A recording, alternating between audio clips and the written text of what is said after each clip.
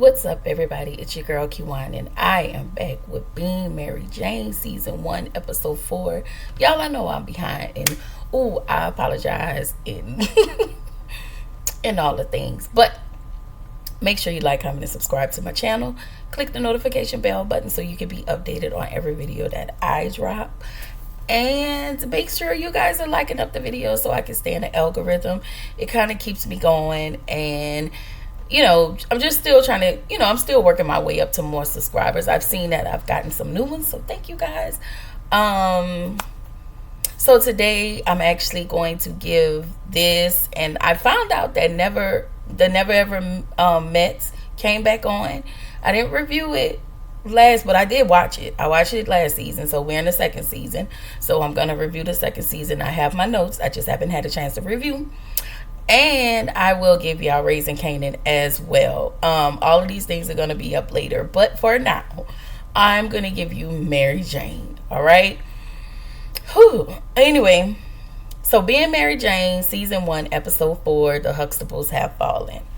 So the episode starts with Mary Jane face all up between Andre's legs. And I'm talking about she going to work. So Patrick comes over, and he rung the doorbell. She didn't hear it, and he came around the back, and y'all know her house is all glass, so he came to the back area, and he busted Mary Jane, and he recognized Andre. They actually know each other. And so she was like, well, didn't you ring the bell? And he was like, well, obviously you couldn't hear the bell. And so and so he tell her, so, we screwing Mary, man. And I'm sorry, I'm still trying to work on this cough too. And so apparently, like I said, Andre know Patrick because Andre used to promote his club. Patrick used to have a club before the drugs, before, he was a successful club owner. And then we'll talk about all of that later. And so Patrick leaves and Patrick actually just leaves. And now at this point, Mary Jane is mad. So she's screaming at Andre saying, I deserve better. And for me, I was like, so was this before or after you had your head in between his leg that you realized you deserve better? Like when you found out what was happening, this is when you knew you deserve better. But I digress. So she tells him that you did not fix the pool. So now at this point, she's just bringing up stuff, like just to be upset. So she was like, well, you didn't fix the light in the pool. And he was like, you're worried about a light? And she was like, why aren't you worried about a light? So he just started taking off his shoes and shirt, and he just hops in the pool, swims over, and fixes the light. And after he does that, she dries him off. And in that moment, she again forgets that she deserves better. It's like, girl, bye. But let me say, y'all, I can't even be mad because a long time ago, I too used to have an Andre, okay? But he didn't look like that. But that's neither here nor there, and that is not what we talk about, and I am not in that space anymore. But I'm just saying. Anyway, so she sleeps with him, and then she sits outside with her blanket on. He's in the bedroom. He gets up. He notices that she's outside, and she has the ring in his hand because, remember, he proposed to her in person, and then he mailed the ring to her job and asked her to please reconsider. And he's married. I was like, okay. So she looks at the ring. She's, like, I think in this moment she's actually feeling bad. And I know she felt bad, but she loves him. She didn't know. She fell in love before she found out what was happening. And so he comes up to her. He kneels down. He hugs her. And he watches her look at the ring, and she give it back to him. And he asked, is this a no? And she said, and I was okay. So when he said, is this a no? I was like, sir, you are married. And she said, it's a no like this. Like, I can't say yes like this. It almost makes me feel like this is just something to keep her around until he feel like he ready to leave Avery, because y'all know Avery gonna run him through the mud once he leave. So he takes the ring from her. He goes into the room. It's like he immediately gets mad. He goes into the room, puts his clothes on, and I think he left. And I was just like, I guess. So in the next scene, Patrick's, I'm sorry, y'all, I just have to call a thing a thing. Patrick's baby mama, nasty attitude baby mama Tracy, his nagging mama, his overbearing sister, and his needy daughter Niecy is planning a surprise party for Patrick.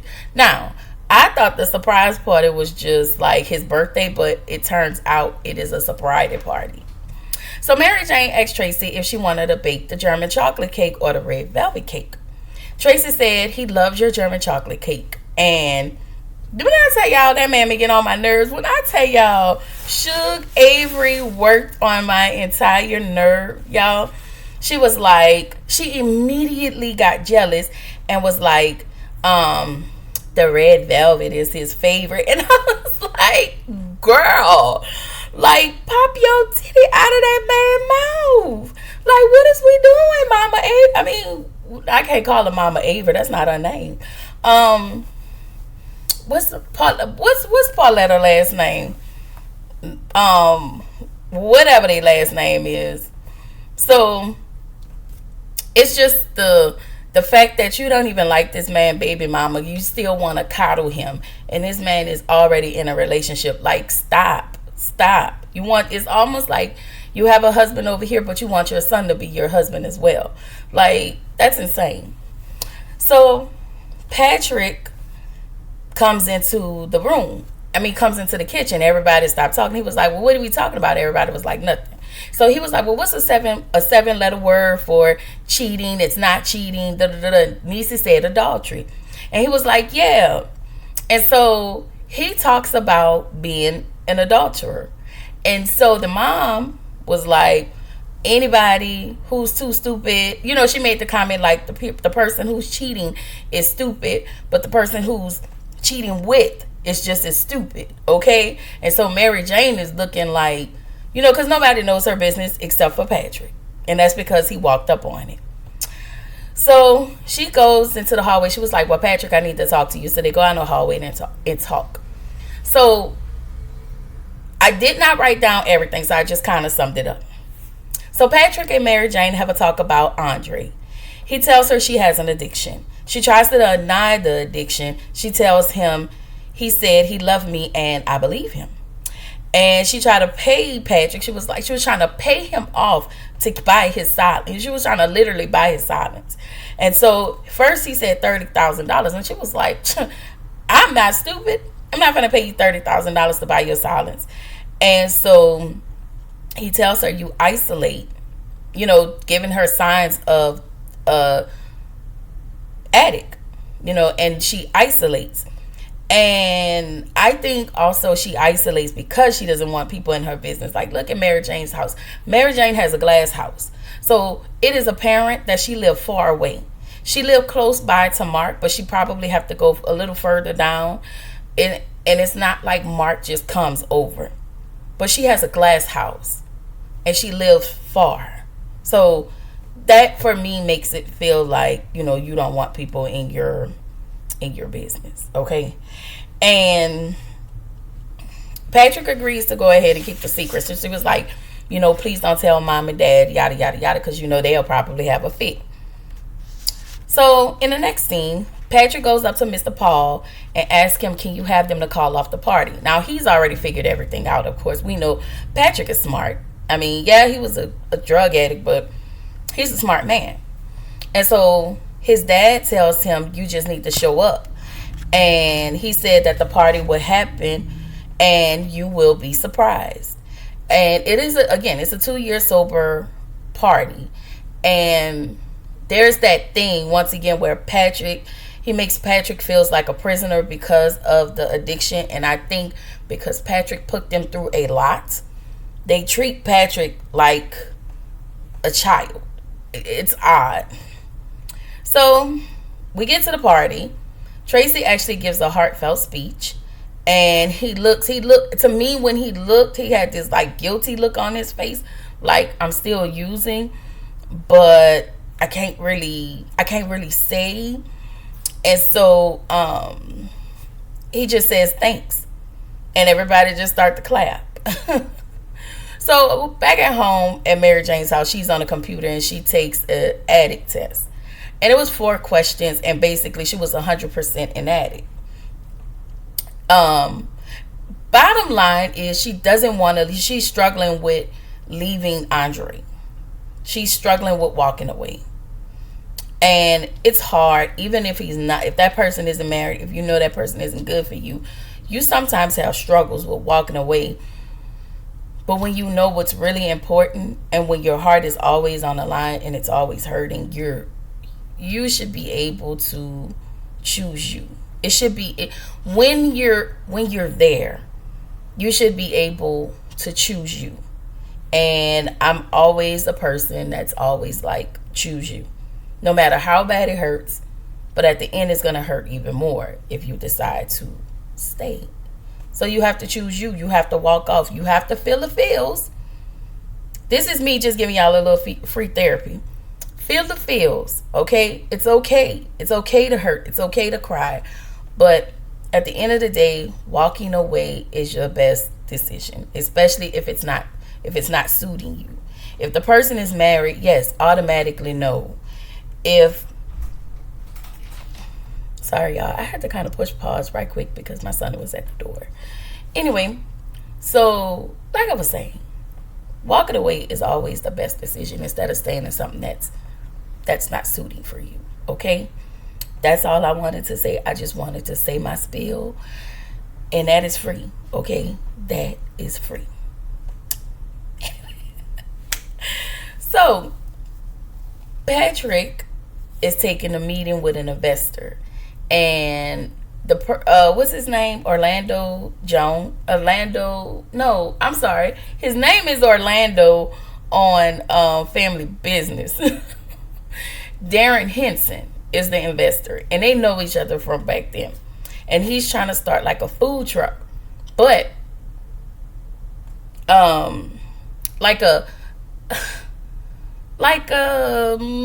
it's a food truck, but it's more like elegant, I guess, like upscale. And so the investor was like, Darren, I didn't know his name, but he was like, you can't start this business. What are you offering us? You don't have any money, you don't have any credit or no capital, and you haven't had any business over a decade. So apparently, we find out that he was investing with them. He was working with them when he had that club. But when they told him to sell, he didn't want to sell. Patrick kept his club. They sold whatever they were selling, and they were still in business. When Patrick didn't want to sell, they cut ties with Patrick. And then I'm assuming Patrick, started using, or he was still using while all of this was going on. We really don't know.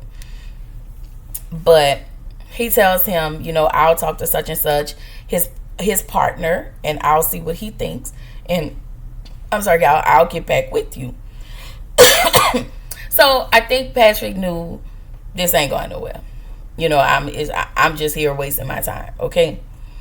So back over at Mary Jane's, she deletes Andre's number. She calls the telephone company, realized that she deleted the number out of everything. So the phone company, the rep, tells her that, hey, there is a cloud. You can get his number back from the cloud. So she shows her how to get the number back out of the cloud. She gets the number back because she really did not want to. She's not ready. She's not ready to let him go. And this is when we realize that she is an addict. She is addicted. So Mary Jane calls Patrick. She says that she gets in the car. She said, hi, I'm Mary Jane. I'm an addict. And he said, hi, Mary Jane. I'm Patrick. Like, I actually love that scene. This was actually pretty good. This one was good. Okay. So she asked Patrick, what do you do when you're tweaking, when you're, when your Jones is coming down? Like, when your Jones is coming down, like, what do you do? So he takes her over to, they have an aunt, their dad's wife, and Aunt Tony. And so she was like, Aunt Tony? And she was like, well, I'm going to smell like collard greens. And, she doesn't go. We know that she doesn't visit. It is apparent that she doesn't visit her Aunt Tony. Okay? Because Aunt Tony is the other side of the tracks to her, the other side of the track type people. And so she don't visit because she makes a comment, like about, I'm going to smell like chitlin juice and, collard greens or something. It was just very lowbrow. And so she mentions that there is an uncle that ropes on the women when he hugs them. Uncle Ron. And I was like, oh, no wonder she doesn't go over there. It's not about, it's that, but it's also this. And we got to talk about this, okay? So they go into Aunt Tony's house. Aunt Tony speaks. She's happy to see Mary Jane. It's been a while since she saw Mary Jane, of course. And Uncle Ron, okay, y'all, Uncle Ron, I want to say that's Aunt Tony's husband. He hugs her and he grabs her butt. And he's literally squeezing it. And in this moment, Patrick is standing there. Aunt Tony is standing there. And their son is there. And there are also little girls in the house. Okay? So I'm just looking like nobody's going to say anything. So I just wanted to take this moment, y'all. And can we talk about the black family in the Nome Chester in the family that still get to come around and wreak havoc on all of their victims, and the victims have to just be okay with it? This is sick.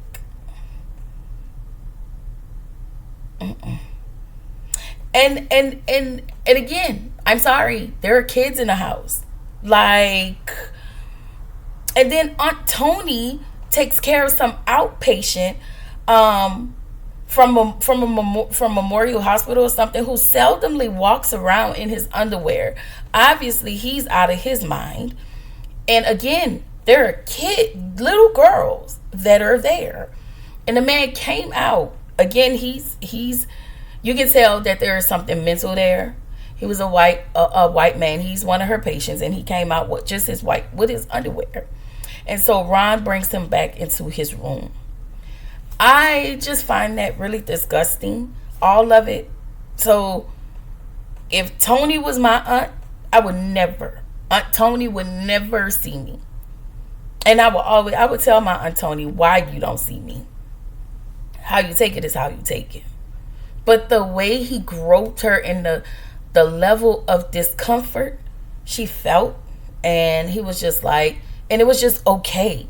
Like, it was just a damn high five. Like, that really pissed me off. I'm sorry, y'all. It just really aggravated me, because that is not okay. Like, your husband is literally groping your niece.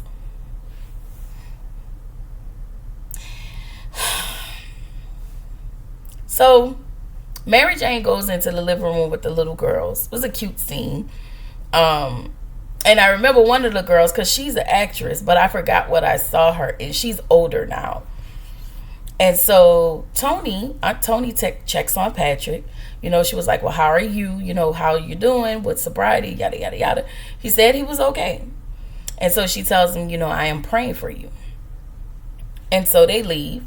And she tells Patrick she's not ready to go home. Mary Jane gets back in the car with Patrick. She tells Patrick that she's not ready to go home yet. So they stop at his old club. And Patrick tells Mary Jane, you need to leave him alone. We were talking about Andre. She tells Patrick she's already in love with him. And he tells her, no, you're not. And she says that she feels stupid because she didn't see it coming. She didn't. She was really blindsided because she had been with this man for 4 months, and you don't even tell her you love her. I mean, you don't even tell her that you're married. Like, so she said she didn't see it coming. So I understand.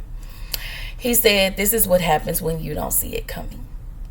So Patrick lets her know that, they looking at the club. And so he was like, I was a man back then. I had the money, the spot, the house, the wife.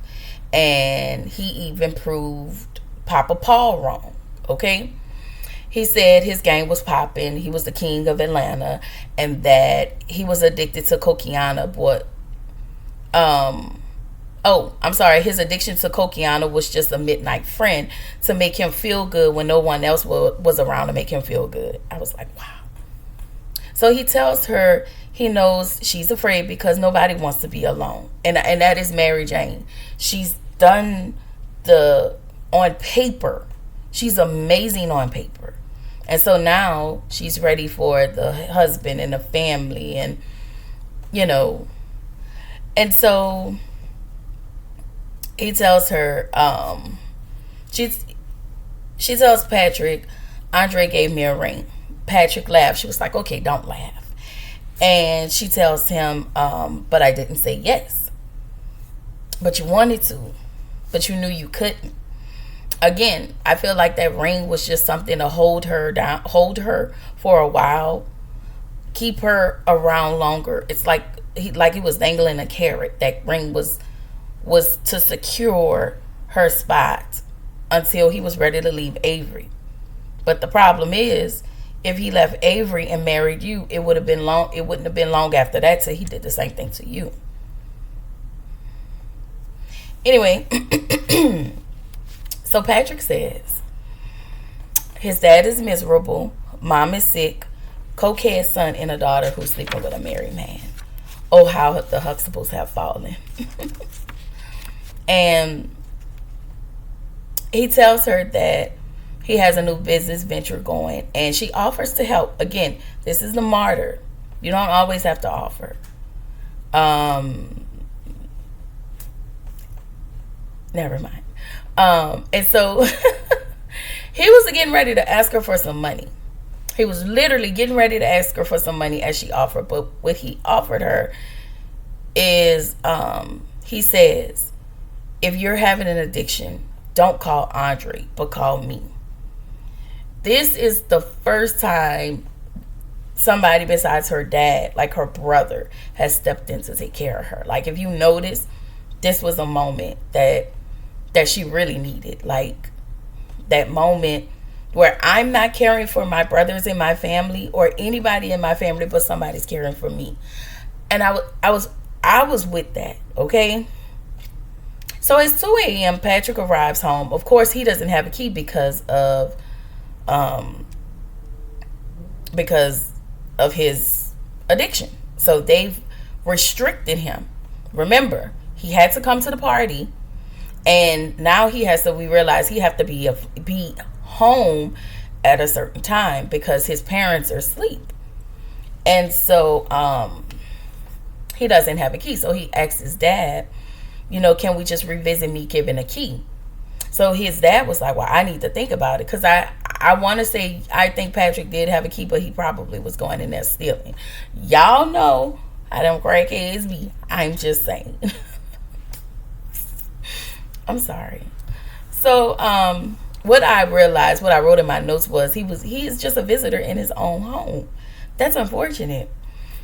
So apparently, I told y'all in the beginning when he was sitting at that desk, when he was sitting at the kitchen table for his sobriety party, he looked guilty.